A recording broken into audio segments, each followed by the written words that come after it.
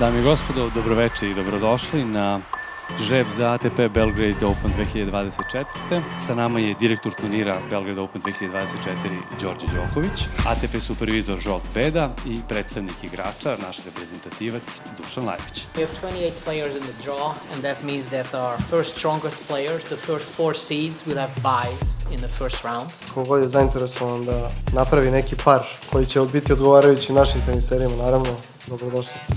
The way we start the draw is first we're going to place the seeds. That's the strongest players we have in the draw, and the reason for us to do that is for them to avoid them playing each other in the early rounds. The number 1 seed is Aleks de Minor, and he's going to go to line number 1.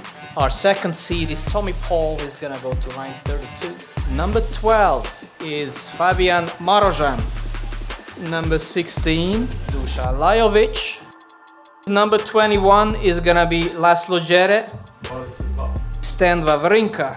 Number 23 is Hamad Medjedović. So 2 qualifiers for the end. And that concludes our draw ceremony for the 2024 Belgrade Open. Žreb je sastavljen i gotov. Nadamo se zaista nekim sjajnim mečevima.